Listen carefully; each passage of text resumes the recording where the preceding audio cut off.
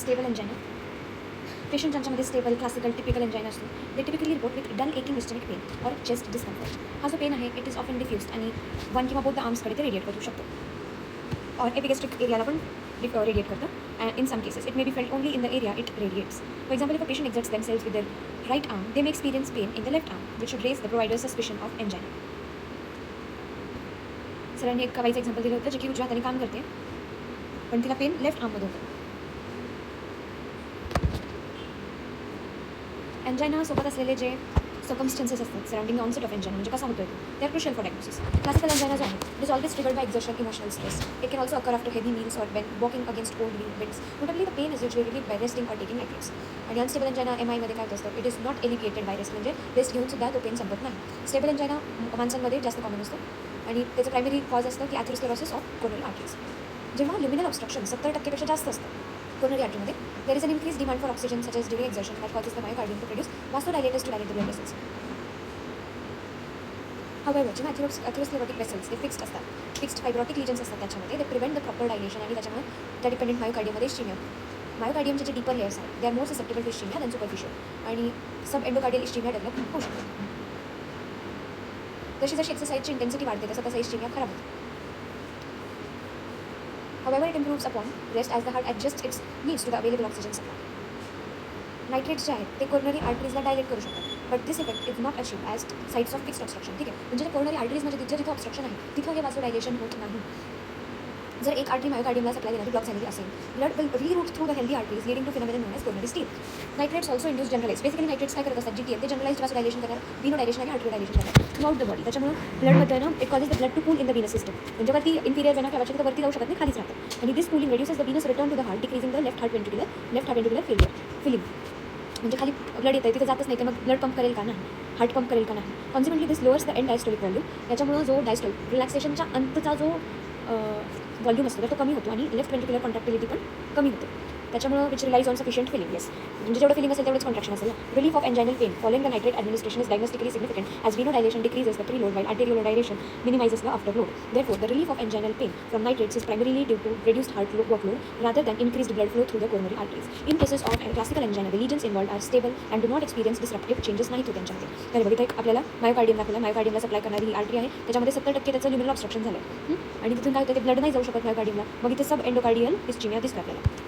Next बघायचं आहे prince metal angina. याच्यामध्ये ना एक कम्प्लिटली डिफरंट पॅथॉलॉजी असते जे की प्रिन्स मेटल एंजाइना होत असतो आणि याला आपण ॲथेरोस्क्लेरोटिक लिजन घेऊन एक्सप्लेन नाही करू शकत की प्रिन्स मेटल एंजाइना कसं होतं. रादर अशा पेशंट्समध्ये atherosclerotic lesion are either absent or too small to create an obstruction. या पेशंट्समध्ये they develop pain even at rest and it is completely unrelated to exercise or hypertension. Angiography केली की त्यांच्या vessels आहेत ना do not appear to be critically stenosed आणि problem lies in the unstable tone. जे coronary arteries असतात त्यांचं tone unstable असतं which can undergo intense vasospasticity leading to वॅसोस्पॅझम होतं. आणि जर हा स्पॅझम कोरोनरी वेसलच्या ल्युमिनल ऑक्लूड करतो तर मायोकार्डियमचं entire thickness is prone to ischemia ना and it is termed as transmural ischemia and may traverse from superficial to deep layers of myocardium involving the entire thickness. So transmural ischemia vasospasm झाले त्याच्यामुळे superficial to deep layer झाले. Ischemia and pain in this condition is prolonged and intense. The pain is unrelated to exercise and is not relieved upon rest. It is more common in females. It is relieved by nitrates that work to dilate the vessels, treating the spasm. Calcium channel blockers such as nifedipine they can also treat the condition owing to their arteriodilator action. It is better to avoid beta blockers in prince metal angina. Prince metal angina मध्ये beta blocker का avoid करायचे कारण की उत्तर आहे it can be used to treating classical angina since classical मध्ये stable angina मध्ये आपण beta blocker use करू शकतो कारण की ते हार्ट रेटला कॉन्ट्रॅक्टिलिटीला कमी करणारे reducing oxygen demand. Coronary vessels have adrenergic पण इथे प्रिन्स मेटल काममध्ये का नाही वापरायचं कारण की जे हार्टचे कोरोनरी वेसल्स आहेत त्यांच्यामध्ये दोन प्रकारचे ॲड्रिनर्जिक रिसेप्टर असतात अल्फा 1 आणि बीटा 2 आणि they can be stimulated by epinephrine. Epinephrine alpha 1 वरती गेलं तर वासोकन्स्ट्रिक्शन होणार आणि बीटा 2 वरती गेलं तर वासोडायलेशन होणार. So vessels with more alpha 1 receptors are constricted under action of epinephrine while those with a higher number of beta 2 receptors are dilated under its action. Alpha 1 receptors are predominantly in cutaneous, renal and mesenteric vessels. Blood vessel supplying muscles possess a greater number of beta 2 receptors and hence dilate under the action of adrenaline. Due to this, the blood vessels in skin, renal and mesenteric system constrict under stress, so more blood can be supplied to the muscles. However, coronary vessels are not at the mercy of autonomic fluctuations and coronary vessel dilation depends upon myocardium's local vasodilators. Presence of alpha 1 and beta 2 adrenergic receptors on the coronary vessels leads to no net change in diameter in response to epinephrine, and vasoconstriction and dilation both occur simultaneously. But if beta blocker are administered to patients of prince metal angina, the vasodilatory action of beta 2 receptor is blocked and the vessels undergo unopposed alpha 1 mediated vasoconstriction under the influence of epinephrine. Vasoconstriction can lead to severe ischemia and precipitate MI, which can then cause fatal arrhythmias. So epinephrine आहे, ही आपली coronary artery आहे, याच्यामध्ये smooth muscles आहेत, ठीक आहे. आणि इथे alpha 1 आणि बीटा 2 रिसेप्टर्स आहेत. जेव्हा epinephrine बीटा अल्फा 1 कडे जाते कॉजेस वासोकन्स्ट्रिक्शन, बीटा 2 कडे जाते कॉजेस वासोडायलेशन. पण जर मी इथं बीटा ब्लॉकर दिला तर वासोडायलेशन नाही होणार, अनअपोज्ड वासोकन्स्ट्रिक्शन होईल आणि याच्यामुळे जो माझा प्रिन्झिमेटल एंजाइना आहे इथं अजून नेक्रोटिक चेंजेस होऊन इथे MI होईल आणि काय इट माइट प्रेसिपिटेट MI आणि which can then cause fatal arrhythmias. त्याच्यामुळे प्रिन्झिमेटल एंजाइनामध्ये बीटा ब्लॉकर नाही द्यायचे, ठीक आहे. अनस्टेबल एंजाइनाकडे उद्या आता unstable vulnerable atherosclerotic plaque present असतात त्याच्यामध्ये. ठीक आहे. हे प्लाक यांच्यामध्ये ना लिपिड्स मॅक्रोफेजेस मेटॅलोप्रोटीनेजेस जास्त असतात जे की फायब्रस कॉम्पोनंटला ब्रेक करतात. आणि असे structural defects they make the प्लाकचा surface more conducive to platelet adhesion and formation of platelet plugs. याच्यामुळे कॉग्युलेशनची प्रोसेस ट्रिगर होते जेणेकरून की म्युरल थ्रॉम्बस फॉर्मेशन होतं आणि involved platelets release thromboxane A2 which can cause vasoconstriction and this complicated plaque creates partial obstruction in blood flow affecting the deeper layers of myocardium and leading to subendocardial ischemia. If the thrombus propagates further it can result in complete vessel obstruction and cause myocardial infarction. Unstable angina is particularly dangerous and can be classified as a type of myocardial infarction. It can be differentiated clinically from stable angina and prinzmetal angina based on several parameters. Unstable angina presents with more severe and prolonged chest pain compared to stable angina. It has recent onset and can cause pain even at rest. The pain is not relieved by nitrates and can be triggered by minimal exertion. It is also classified as a part of acute coronary syndrome. Unstable angina MI असल्यासारखंच treat करायचं आहे. जेव्हा मायोकार्डियमची irreversible injury होते ना तर तो unstable angina MI progress होतो. जेव्हा प्रोलॉंग इस्केमिक इंजरी होते मायोकार्डियल सेल्सला त्याच्यामुळे ना काही मॅक्रोमॉलिक्युल्स ब्लड स्ट्रीममध्ये रिलीज होतात त्या डेड मायोकार्डियल सेल्समधून. आणि कोणते हे मॅक्रोमॉलिक्युल्स आहेत? Those are CKMB, troponin I and troponin T. जर एखादा पेशंट येतो ज्याच्यामध्ये सिव्हिअर प्रोलॉंग चेस्ट पेन आहे पण विदाउट हे रिलीज ऑफ MI मार्कर्स म्हणजे MI मार्कर्स रिलीज नाही आहे, it is not classified as MI. Aggressive treatment देऊन या इस्केमिक डॅमेजला आपण प्रिव्हेंट करू शकतो. आणि जर इस्केमिया 20 मिनिटापेक्षा जास्त झालेला असेल तर नेक्रोसिस होऊ शकतो. पण जर अनस्टेबल एंजाइनाचा पेन कमी करण्यासाठी थेरप्युटिक इंटरव्हेन्शन 20 मिनिटाच्या आत जर दिलं तर necrotic changes can often be prevented. Next बघायचं आहे मायोकार्डियल इन्फेक्शन दोन प्रकारचे, सब एंडोकार्डियल मायोकार्डियल इन्फेक्शन आणि ट्रान्सन्यूरल myocardial infection.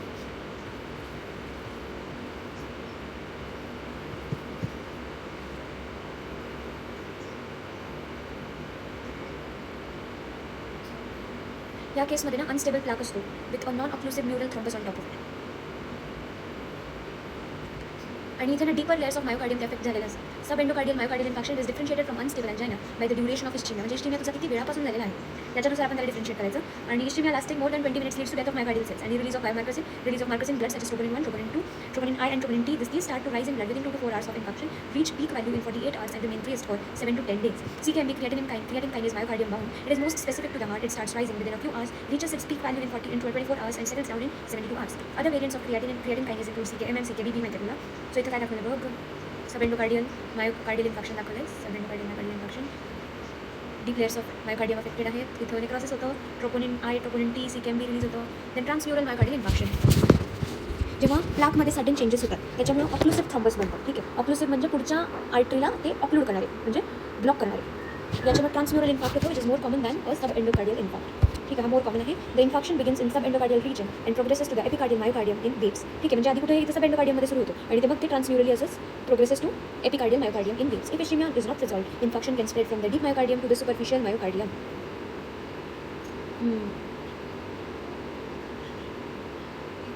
Timely intervention can save the cells that have not yet become necrotic.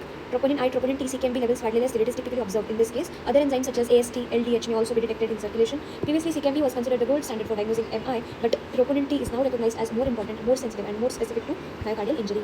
What are the clinical features? Myocardial infarctions can be classified in two types: partial thickness and full thickness. Patients typically present with severe prolonged ischemic pain lasting more than 20 minutes. Some patients may be symptomatic, while others could experience a silent infarction. Those with symptomatic infarctions commonly report prolonged chest pain and significant systemic upset. The pain associated with MI is usually located substernally, sudden in onset and prolonged. Unlike the instantaneous pain of aortic dissection, infarction pain develops suddenly, which can sometimes lead to confusion between two conditions. The pain is often described as dull, diffuse, and gripping, radiating to one or both arms, the neck, the jaw, and the epigastric region. It may be triggered by exertion, emotional distress, or even occur at rest. Notably, this pain is not alleviated by nitrates, and in many cases, opioids are required for relief. Patients may also experience severe systemic upset and a feeling of impending doom, leading to symptoms such as tachycardia, cold and clammy hands, sweating, diaphoresis, and nausea, vomiting due to autonomic disturbance. During auscultation, an S-force heart sound may be detected. This sound arises from the infarction of a significant portion of the myocardium, which results in impaired heart contraction and relaxation and disrupts the normal cardiac kinetics. As infarcted ventricles become stiff, the atria must exert more pressure to contract against them, producing the S4 gallop, also known as atrial gallop. Now, so S1, S2, and S4 sound, the hypertrophied ventricle against which the atria has to pump more strongly. That is the reason for atrial gallop. In more severe infarction cases, the heart may dilate and allow rapid ventricular filling, producing an S3 sound. S1, S2, S3 because of the ventricular filling, rapid ventricular filling, and then there is S4, the atrial gallop. The combination of S1, S2, S4 indicates atrial gallop, while presence of S1, S2, S3 signifies a ventricular gallop. All patients with left ventricular infarctions typically present with an atrial gallop but may also exhibit a ventricular gallop. Patients experiencing heart failure may present with a summation gallop where all four heart sounds can be auscultated. Additionally, if there is mitral valve dysfunction in a patient with MI, mitral regurgitation may occur during ventricular systole.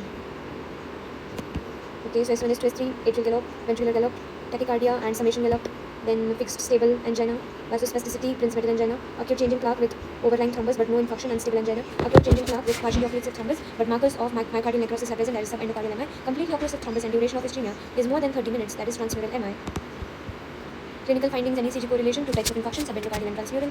Area, okay, subendocardial and transmural. The area of infarction develops a recurrent of injury as cations move from healthy areas to infected areas. जो healthy areas में infected areas में sodium channels in cations in it acts as a cation sink. This movement of sodium and calcium ions towards the area of infarction subsequently produces a current of injury, producing a vector that is moving away from the surface of the heart. If an ECG positive electrode is placed near the surface, the current appears to be moving away from it. Okay. In transmural infarct, now what had we seen? We had seen about the subendocardial infarct. The vector was moving away from the positive electrode, but in a transmural infarct, the vector is directed towards the surface, and appears to move in the direction of electrode. Beta blockers, don't use them in Prince-Metal angina.